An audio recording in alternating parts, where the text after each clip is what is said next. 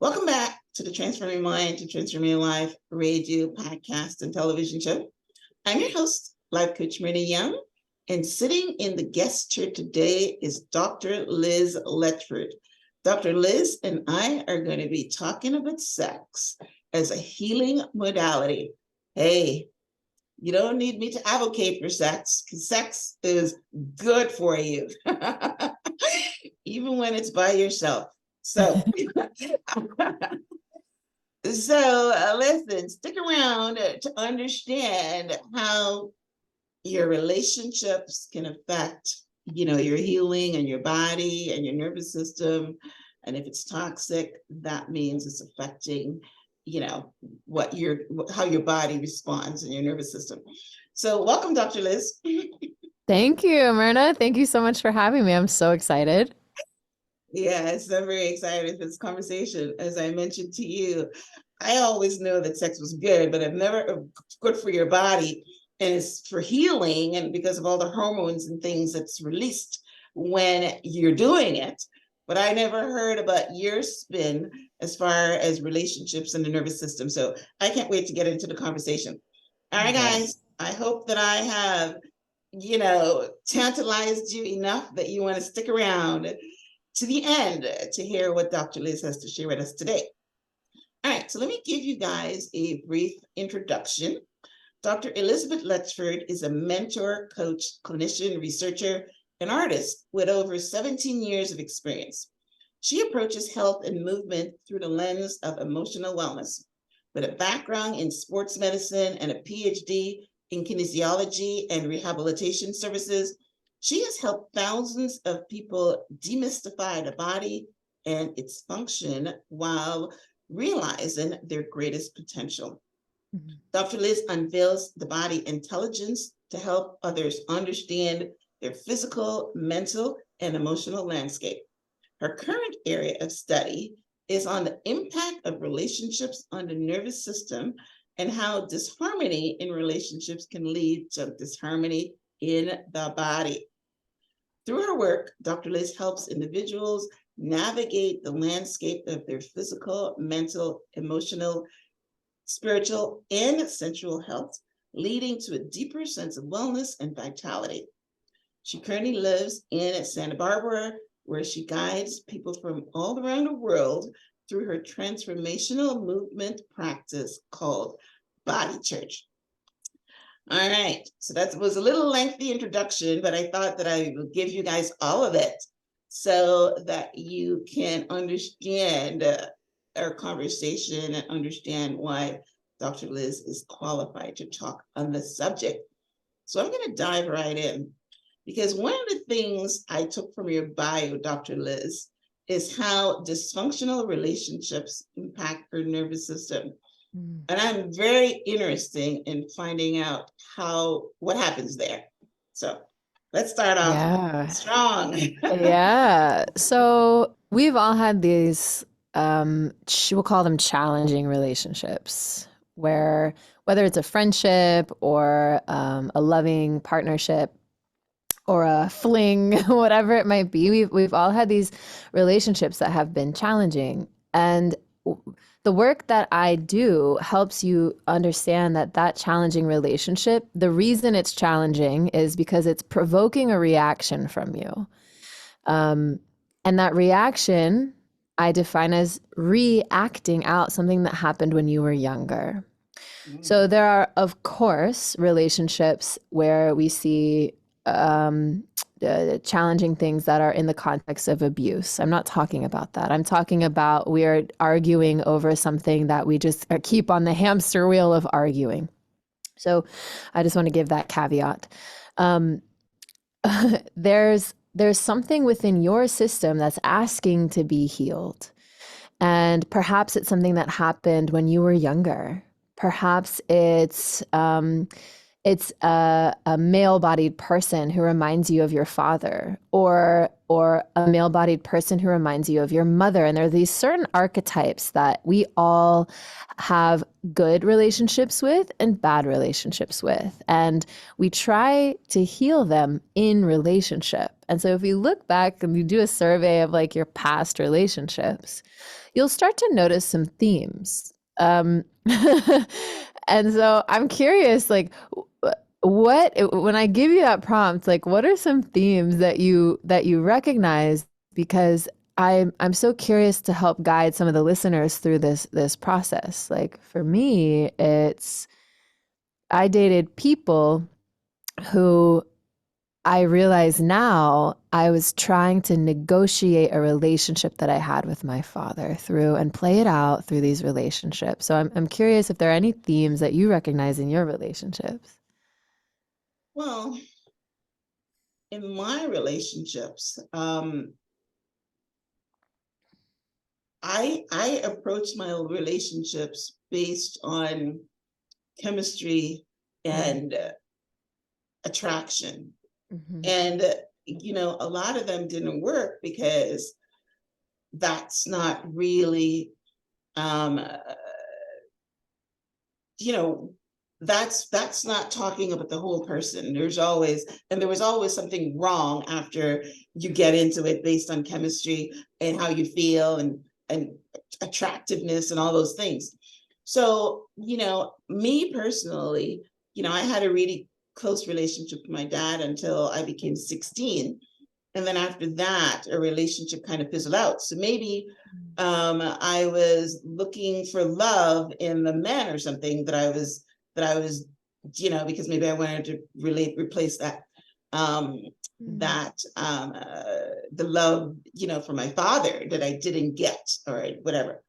But when you were talking, and when you talk about prompts, I know that, and it's a well-known fact that women go into the same type of relationships. I'm not sure about the men, but women go into the same type of relationships. So abusive relationships. Now, you said you weren't talking about abuse, um, uh, but a lot of people always have themes in their relationship for some unknown reason. And the only ones that I can pinpoint are, you're always going with a guy that cheats. You're always going to a guy that beats you up. You're always going to a guy that doesn't have any money. You're always, Yeah, I don't right. even, so I don't know how that affects, what you're talking about. So explain. Yeah. Well, thank you for sharing that. And it's interesting, we tend to, I'll call it fracture ourselves. These little parts of ourselves tend to become fractured. And so there's perhaps a 16-year-old little girl part of you that that has something to say. And so when we allow that part of us to speak and to share their wisdom, we learn a lot, and it gets to be witnessed. Our our bodies, our emotions heal, or disperse, or be are able to be expressed when they are witnessed by ourselves and by others. And so that very fact, that very magnetism of, hey, I'm feeling emotional, I need it to be witnessed, is what stirs the pot in most of our relationships. And so that emotional 16-year-old girl who has an experience, has gone through an experience that was potentially um, caused disassociation, caused distress, whatever it caused, is trying to be witnessed by either men or women. And there's a constellation that it wants to be witnessed by. That little girl, that 16-year-old young woman, wants to be witnessed by the father, the mother, the sister, the brother, the protector. All of these parts actually live within us, and we tend to externalize them. And so they're all relationships, right? And so we tend to have these themes show up in our sisterhoods, in our work environments, because that's a very, like, we're like children at work. Do you do this and don't, you're going to do what I say. And, we tend to replay out our family constellations at work. That's a whole nother conversation. But what was disrupted in relationship can be healed in relationship, and our body's wisdom, intelligence knows that. And so sometimes our conscious mind doesn't know that, and we're just like, wow, I'm really attracted to this person, and he really reminds me, or at least unconsciously, subconsciously reminds me of somebody in my family that I'm trying to renegotiate, revisit, remember, repattern. And our ability to be in relationship with that, to have our emotions witnessed, to have our stories witnessed, is the driving force into most of our relationships. Is like there's a part of you that wants to be witnessed in this relationship. So once that's made conscious, we get to then take that and really play with that. Most of us are doing it completely unconsciously, subconsciously, unconsciously, where it's like, wow, I keep attracting this guy that treats me like doo-doo. and why is that? Because I want to feel the feeling of being treated poorly, so that I can let it move through my body and have it be witnessed by someone, so I can finally set it free. So in every one of our relationships, we are setting ourselves free, using someone else as witness. Why does it come back again in the next relationship if you set it free? If you didn't really set it free through embodying it and witnessing yourself, you didn't really set it free. So it's actually being able to witness it in yourself, eat it, digest it, and then say, oh, wow, I don't need to attract this anymore because I've learned that lesson. And it's so subtle, and it's running the whole world. This philosophy, it's running the whole entire world, and it goes beyond relationships to people. It goes into food, it goes into locations, it goes into the addictions we might find ourselves in. We have relationships to everything. Everything is a relationship. And so it is the driving factor in most of our decisions. So when we can bring that to the conscious awareness, we can work with it. And so that's the world that I live in. Okay, so that's great. Well, it's very interesting because I'm reading a book right now that's called Be the Love That You Seek. And in this book, that's basically what she's talking about. She's saying that however you show up in your relationship is because of your childhood. And one of the things that she said, which is one of the next question I have here, is that for instance, we can't really remember anything before we were 3 years old, but our nervous system does. That's right. I love that. That's part of your work. That our body intelligence, like you're saying, is running the show, and it's in our nervous system. And we are, we operate 95% of the time. We operate in the unconscious world. We don't know what's driving us. We only know that we're reacting, and we're not sure why we're reacting. So how can we utilize the body's intelligence to understand our emotional landscape? I think you hit on it a little bit there just now, but can you expand it so our listeners can really understand what you're saying? Sure. So we have what scientists have called proprioceptive awareness, which is a fancy term for the brain's awareness of where the body position is in space. It's our GPS navigation positioning system. And people who lack this tend to be on a spectrum from I'm just bumping my knees into everything, I'm tripping, I'm clumsy, to nervous system disorders. And so when we awaken our body's proprioceptive awareness and really turn the dial up to 10, we start to be able to sense our energy body. We are able to sense vibrations. We're able to really sense what's happening in and around our body, within our body and our enteric nervous system, within our fascial network, within that positioning system and information system that lives underneath the skin and surrounds all of the muscles, and then around our bodies. And so animals do this all the time. You ever had a cat or a dog come up to you when you were sad? They're sensing a change in vibration, because energy and emotions have a vibration, and they know how to then respond to that. So for some reason, we forgot that we were able to do that. And so what I have noticed is, as we start to process our emotions, our proprioceptive awareness comes online hot. So we're able to sense more things. You've probably heard of people who are highly sensing people or very sensitive nervous systems or are very like influenced by their environment. They tend to have an uncontained ability to be sensitive and sense the world around them. And so when we're able to understand that what is blocking that sensation is fear, we can start to cultivate courage enough to go slowly at the pace of the nervous system and start to untangle, why am I afraid? Why am I afraid to enter into this relationship? Why does this person trigger me? Why am I reacting to this particular word or this situation or this idea? Why does this cause distress in my system?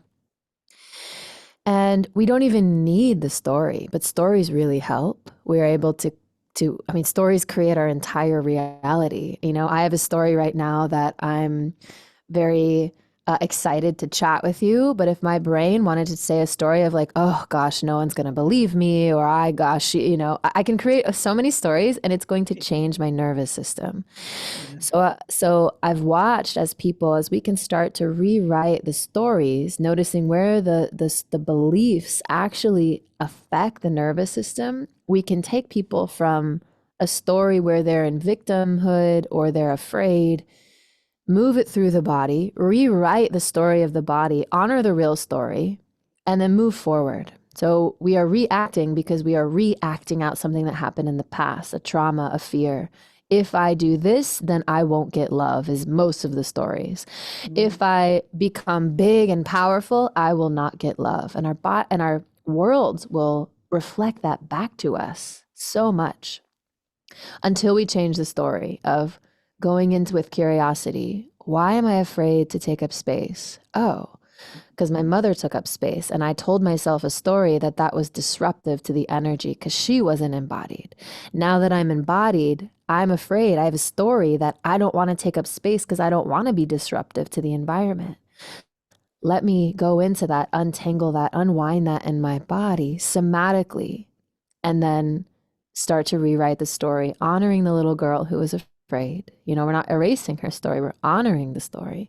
And then we're rewriting in the nervous system. And so the practice that I use to do that, I call Letford spirokinetics, and it's a breath movement technique. And so I invite you into a breath practice and then allow the body to unwind at its own pace. But your breath is kind of like daddy's got you, I got you. You can thrash against me, you can unwind, you can go into chaos, but I'm not going to let you get carried away in that. So the breath holds us, our spirit, our inspiration holds us as the somatics start to unwind and be witnessed. And so we are able with this practice to witness ourselves, attune ourselves, and train our nervous systems to a more parasympathetic state, and then not have to play that out in our relationships. And so this is a practice that really has saved so many relationships, got people back to baseline, so that within their relationships, they can use this breath technique to see, oh, who's actually angry at you right now? Because it's not my whole being. My whole being isn't angry. There's a part of me that definitely loves you. But let's go into it, and in this agreement between me and you as a friend, as a lover, as a husband, as a wife, whatever it might be, a partner, let's go into it. Let's do this practice together and let's see what comes up. And it ends up being, once you breathe and you move your bodies together, the way to interact, oh, it's so yummy. It's like the best sex of your life, because our sexual nature, our erotic nature is exquisitely designed to heal our emotional, our physical, and our spiritual bodies. And so when you're able to access that all at once with your partner, oh my goodness. Okay, all right. So yummy. We're going a bit fast here. So, all right. So I was listening to you and I'm thinking that what you're saying is you're in a coaching session or something, and you're trying to understand why you're angry. and why you're being triggered. You know, you didn't use the word, but I'm sure that's basically Yeah. what it is. Why you're being triggered, understanding why the emotions are coming up or whatever. But then you went to sex. So are we figuring this out in bed, or are we figuring this out in a coaching session? At all times we're figuring this out. So yeah, no, thank you for putting that out. Yeah, so we we're able to observe and witness what little part was fractured. And when we're able to then honor that and close our eyes, move our bodies, what will happen then is that part of you will start to move into positions. So when this happens, for example, if you really honor your nervous system with this breath practice, what I have observed is someone will move into a body position where the energy is asking, is daddy here? And so then I can shapeshift. If this is my partner, I can shapeshift into daddy. And by shapeshift, I mean I'm going to embody the energy of dad because I've tuned myself to father, and I can hold that as a frequency within my system. So I'm going to show up as dad for my partner. And then their body will shapeshift into, is mommy here? We're testing. Our sensual bodies are saying, is it safe to actually open? So then my system, if I honor the nervous system and the energy, my system will say, mommy's here too. And then the little kid can start to play. And maybe that kid needs to cry. Maybe that kid needs to play. Maybe that little kid needs to engage in a way with either mother or father in order to rewrite the story. And this is all done without words. This is all done in the physical body. And so it's our erotic innocence that helps us to heal. And so in that place, we are actually healing. It's like therapy, but sexy, right? And so a lot of times in these containers where we're engaging in a sexual, there's the opportunity to engage sexually with someone, and it's a healing container. Often you're not having penetrative sex. You're just rolling around and like really engaging the senses and playing out scenes, really. You're playing out scenes right there in the bedroom. And we get away from this when we get into our rhythm of like, this is what sex is. It's our story. This is what sex is. This is what we do. This is how we engage. We're going to do this position, and if we really want to use sex as a healing modality, you have to honor the breath and the nervous system and then just observe. Wow, there's so much richness there to engage with. Okay. Yeah. So I think if I'm processing what you're saying, is I think what you're saying is the way that which is basically our topic today, is sex as a healing modality, is if you understand the energy of how you're presenting yourself, and understanding how you're showing up for your partner. And I'm assuming that if we're wanting to fix something, it's because it's broken. So let's say that there's a lot of women that do not respond to sex, Yeah. Yeah. and that's probably because of something that's stuck. So you try to help them to bring this energy to the surface and connect with their partner. And then once they do that and they get in the bedroom, then they're willing to come out and play. I like that word. Then they're really come out and play and be themselves. Is that what you're saying? Yes, thank you. Okay. Thank you. Yeah, and we as a culture, as a global culture, really have a hard time understanding who we are and who is me. And so we play a role in most of our lives. This is who I am when I'm at the grocery store. This is who I am when I'm in the bedroom. And the vulnerability that it takes to really be seen in the bedroom is often what is causing the shutdown in women's sexuality. because we want to be seen. Our erotic nature is so beautiful, powerful, and healing, and men too. And when we deny ourselves that, it tends to close us down because our body's like, well, if you're not going to see me, then who will? I guess I'll just not even put myself out there anymore. Right. Yes. Yes. So that's basically what happens. Yeah, I think I heard something like there's 70% of women that do not, orgasm with penetrative sex. And that's basically because of whatever is locked down. Maybe they can't do intimacy or whatever. So so how is sex the healing modality once you get into it? How does Yeah. it heal your nervous system? That's our topic today. Yeah. So I'm going to start first talking about how we are doing the opposite. Okay. So here's how the way most of us have sex is not healing. Mm. We are experiencing heightened heightened emotions in our bodies. We are entering into a sexy time with whatever partner, whatever lover. We might have a desire to express an emotion. We shut it down because it's not sexy. And then we hold it in. We orgasm or don't. We want to cry. We hold it in. And then we say, wow, that was really good. Let's have breakfast together, or whatever.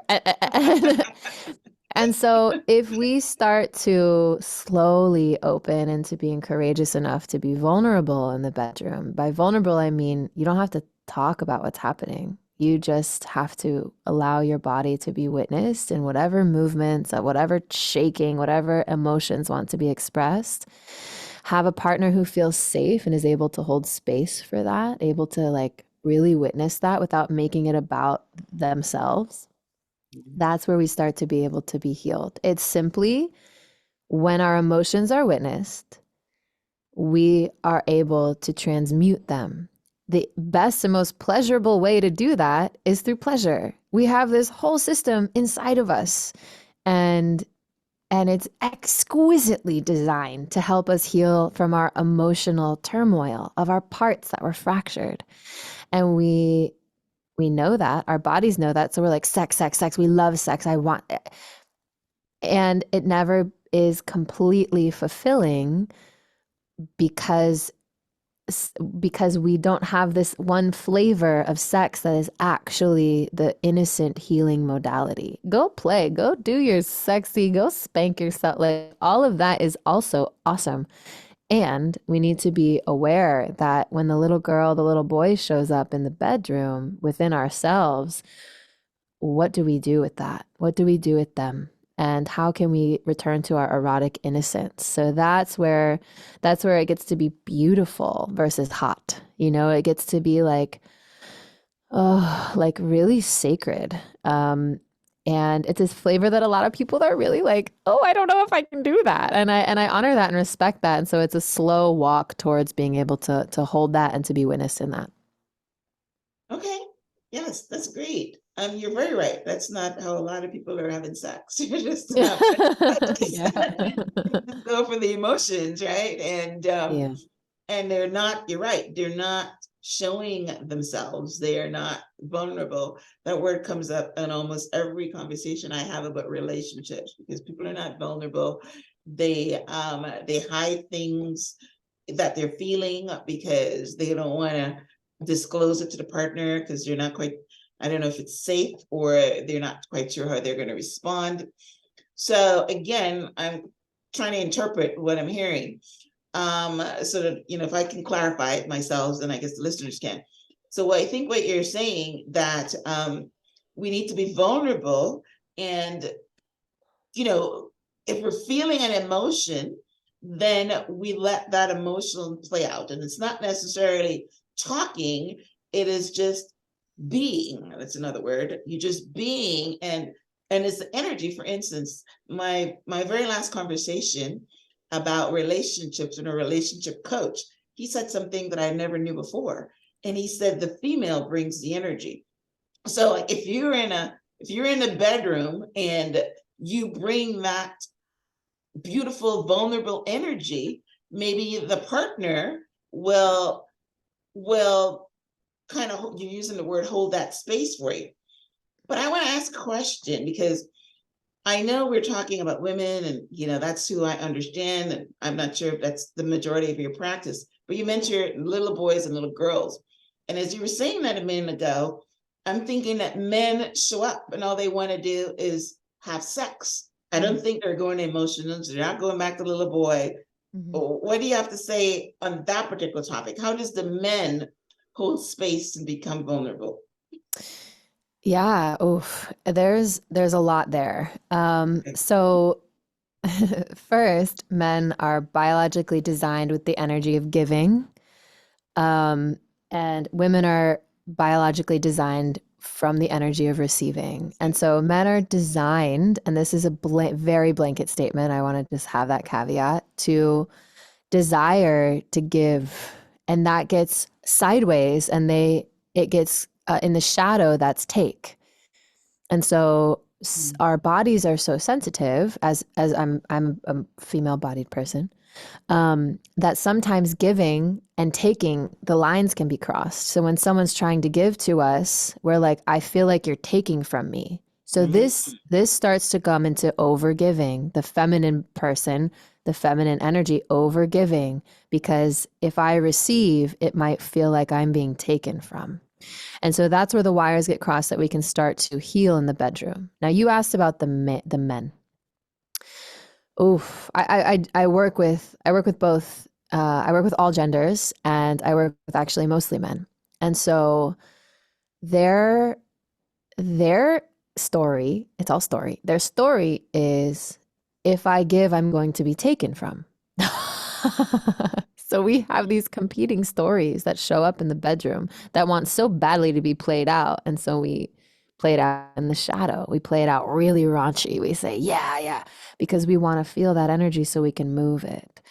And so the men, the little boys, I've been in situations personally and professionally where the little boy in the man has a story of, am I doing this right? How do I know what you want? Like, I'm supposed to lead, and I don't know what to do. And so they get really scared and shut down. So then they go into what they've seen in pornography. And then the cycle continues of like, all right, well, we're just packing that one. They're just doing it. Yes. And then when they ejaculate, they're like done. Yeah. And the energy, and the thing is like, if you slow down, you try this breath, you are with someone who feels safe enough to do this with, you will have the most engaging, erotic, sensual, sexual experience. And your erectile dysfunction is actually a safety hatch for, hey, buddy, she doesn't want to be penetrated yet. So like trust your body. Trust your body. She's not ready. You're so smart. Your body's so smart. The energy is not there yet. What else can you do? And it's an energy saying, nope, please don't penetrate. And so but these men have been told this story from all of the songs, all of the pornography, that this is how sex works. And it's not true. If we listen to the wisdom and the intelligence of the body knows. And so that's what I'm trying to get all genders to do. All genders, all sexual identities. My philosophy is that we have both sides. Every single one of us has a feminine and has a masculine energy within us. And one of them may be more dominant than the other. And when we're able to give both sides a voice, and it can be way more complex than that, but at its simplest form, there's a giver and there's a receiver. And when we can give both sides a voice, we start to really heal our hormones, our health, our energy, our aliveness, our vitality, our joints. And so when we're able to express those things, especially in the bedroom, which is where most adults have access to play, it's where we play, is the bedroom. We start to see our hormones shift. We start to see our bodies become healthier and we are happier beings. Yeah, it's true. All right. So circle back because I want to get this clear in my head and so the listeners can get it clear too.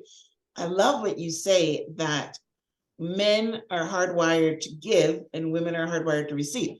That's our part, right? You plug it in. Yeah. But And you plug it in. But are you saying that women should be the receiver and men should be the giver? And then there's just going to be this great harmony? Or are you saying that there's one time I heard this story that we need to be both cake and ice cream, which means that, flip it around. One time, 1 minute you're cake and 1 minute you're ice cream. So are you saying that in this partnership, the woman is the giver and then she flips it and becomes the receiver and then she gives the giver, and the man should be the giver and be the receiver for it to be in this harmonious bowl, or should they stick to their hardwired roles? Let's oh, clarify that part. that is such a good question. Yeah. Ideally, you will, you heal all your trauma, you're able to access vulnerability, you're courageous. So the gold standard for you is going to be unique to you. So for me, I love switching back and forth. I am such a shifter all over the place. Like I want to be able to express everything and then meet my partner wherever they are. So that is me. But I know people who really their systems are like, I'm happy here. I'm happy in giving. And Okay. where and so that is the gold standard. So just to set that like expectation. No, not everyone needs to be a switch. Not everyone needs to. It's whatever feels safe in your system. So really it's about if you feel safe receiving, keep receiving, because when your body feels safe, that's when your body opens up to its healing bliss, its bliss ecstatic state, which we've called orgasm, we've called like pleasure. It's bliss. And so if you are, however, if you are receiving only because you've been told that, because you said society told you to do that, because you're Yes, good afraid to girls don't give. give, they just receive kind of thing. Yes, right. Yeah. And so if you've never expressed what it's like to give, to penetrate, to take, so all of the expressions of that penetrative energy, your system has the potential to be out of balance. And so I teach this. I have something called Dragon School where I teach women how to step into their power, their containment. What we've traditionally associated with the men is giving, penetrating, holding. And so I teach women. I went to dominatrix school, so I trained as a dominatrix. And so I don't necessarily need to use like deep penetration, put pleasure where the pain is. So I really identify as a dominatrix, but it's the closest thing that people can associate with what I do. So I teach women how to step into their dragon archetype, their protector, they're like badass. And it's Okay. really so healing. So just by embodying these other energies, we are able to express the thing that we've been told is not Mhm. nice to be expressed, or Right. shame on you, or when I was 3 my daddy said don't touch your willy, like whatever it is, it's stuck in our bodies. and Yeah. so and Yeah. so Yeah. systematically, safely being able to express, it's really up to your body. Okay. Yeah, that is good. I love that. I love Mm. that. Yeah. I had a friend that was a dominatrix, so I understand that. Maybe a lot of people that are listening would know that what that is. But yeah, I understand that. Now I've never thought that um that energy is something that is healing. I just thought that anyway. So what you're saying, does all women need to go there, or just the women that who needs to embrace that before we move on? you know I have a strong belief that everyone deserves to taste what that tastes like. Okay. And because it's ultimately power. And Okay. so when you're able to taste your unique expression of power, and yours is going to look different than mine, thank goodness. Yeah, because we're And right. like if I Love could it. see you in your full power, I would be like, "Yes, queen, let's go." I love it. I Yes. love it. Oh my gosh, that is so amazing to me. And I think men like that too. they, of course they do. And some of them Yes. have stories that are like, well, if you're that powerful, what if I can't hold that? And what does that mean about me? Yeah. Yeah. You know? And Yeah. so then there's But two couple, the real man will be able to hold it. It's just the one that to have, I think, problems with their masculinity that might say, hey, you know what? I don't want a powerful queen. sure. I I think would that's like a I great. would like a maiden. And so it's actually their little boy who's scared, who's like, I'm not a king. I can't be a king because my dad was a king and he was terrible and I don't want to be a Yeah, king. And so it's actually right. this story that is not true, that Mhm. feels like truth in the body. And so I work with these men who are like their brains want a powerful queen and their bodies are terrified. Right. And it's because of a number of stories. The most important one being, if you are so powerful, I will be insufficient because I don't believe I can hold this. So I really hold men's hands and women's hands and walk them towards here's how you hold the fully unleashed, powerful, strong, wise feminine. And I graduate them into their royalty, their royal selves. And that's hot when they're able to be like, oh, yes, I know I can hold. I'm not afraid. I'm not playing out a shadow. That, oh, is what you want in the bedroom. Wow. I like this twist that this conversation took. Did not expect this one. But Hmm. I think that's beautiful because I think you've just dropped a big nugget here, Mm. and I hope the listeners grab it. I've grabbed it, so I love it. All right. So you've talked about what you do, how you teach men and women to be vulnerable and to graduate and to understand what's preventing them from being their full expressive self. And you talk about the breath. We also have something that's called the body church movement. Mm. So what is psychosomatic play, body church movement? So tell us about what you do. Yeah. So I created a community called Body Church, and it's been so amazing to watch it grow because when we see people coming together, their nervous systems enter into a state of coherence. It's why we have like people who look like each other. You know, you get a bunch of white people in the room, they're all it's just an echo chamber of your same beliefs. And you just are, and so Body Church aims to bring people of different backgrounds, nationalities, heritages, lineages, beliefs together to move and unwind together in a space and to music and to movement, we start to cohere to one another.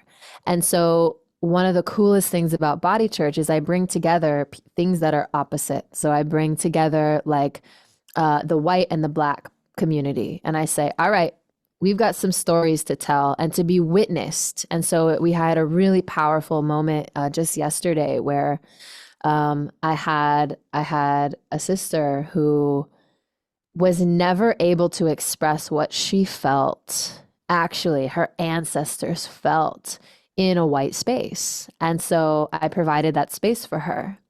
And so, me as a white person, Anglo Saxon, I'm English, I'm French, I'm German, I was able to witness her. And for her nervous system, that was the most important thing to have done. And so we do that at scale. So we do that we bring communities together, we share our stories, and I teach people how to be able to hold it without taking it personally. But first, in order to do that, you have to actually feel empathy for the other person. You have to feel the white supremacy that lives in your bones, that's been passed down in your nervous system. As much as we don't want to look at it because it's so ugly and like, no, I'm not that. Yeah, you actually have been tuned to Yeah. that. And Yeah. both sides have been tuned to that in their own way. And so when we get together, we move, we sing, we sound, we tell stories. That's how we start to really understand and shift the world. And so it's this global movement. We have people from all over. I've got a community in Kenya. We've got communities in Eastern Europe. We've got communities in Mexico, and we get people together to do this. And it is so powerful. It is so beyond powerful. And the healing that is happening, people's hormones are changing, people's bodies are becoming healthier. And it's simply because they're feeling and being witnessed and witnessing themselves expressing things that have been stuck in their bodies, in their stories, in their beings since forever. Wow, I love the name because that's exactly what you're doing. You're doing body Yeah. touch. Yeah. Wow, I love that. And I love that you tapped into probably like the biggest one, you Sure. know, the Black slavery and the white Yep. supremacy. And we still have it in our bodies because it's passed down. People don't understand that. It's passed down DNA, right? It's passed Yeah. down. So yeah, but normally when you're in black and black, it doesn't show up, but you're saying that it's still there somewhere. Yeah. And I like the word that you're using the word witnessing, but you're saying it's empathy. So Yes. yeah, saying, hey, I see you, I hear you, I empathize, and that heals her. So that's beautiful. I love that. So is this done, I'm assuming, online? Yeah. So on Sundays, because we're all over the world, we tune in online, and I also have in-person events. So, and we usually do them in a building that has resonance. So often in old churches, so like renovated churches or current Yeah. working churches, it's because the sound is such an important thing. So everyone, once they've unwound, and we start to create a chorus of ourselves, and we just tone, whoo, and when we do that together, it's the most angelic thing I've ever experienced. And what it's doing is just vibrating the body and training the body to a different frequency, truly. And so, yeah, so I have it online, bodychurch.com, and you're able to come and experience it in your own space. And because there are people from all over the world, it's so interesting. Afterwards, we share stories of what we moved through, what wisdom came through. It's truly like, I joke, I'm like a reading from the book of Myrna, like, what did you hear? And so, Listen, I uh, commend you for being creative enough to create something like that. That is thank you. really beautiful. This is how we heal the world. I love Right. it. That's I right. never heard anything like it before. Well, I'd love for you to come. I would love. Where are you located in the world? I'm in Florida. Oh, cool, Yeah, cool. We're gonna be doing some yes, events I'm in there, so Florida. I would love for you to Yes, come. yes, I will definitely do that. All right, guys, you heard that. Bodychurch.com. And I think, wow, I think it's amazing to experience that. And it's amazing to understand what your blockages are and understand how you can free yourself and just be, she calls it bliss. How many of us get the bliss? Very few. I know, it breaks my heart. I'm like, we're made for this, and we're just playing these roles. Exactly. Wow, that's amazing. All right, guys. Well, this was a fantastic conversation. I took away so many nuggets. I hope you guys did too. Definitely head over to, Dr. Liz's website, bodychurch.com, and sign up. You said you're on Instagram. What's your Instagram handle? Yeah, you can find me at Liz Letchford pretty much on all platforms, or We Are Body Church. Okay. All right. So for our regular listeners, you know that I will have a transcript of my conversation with Liz, or Dr. Liz, I should say, sorry, on the show page, which is blog.myhelps.us. And of course, I'll link out to her website, and I will also link out to her Instagram handle.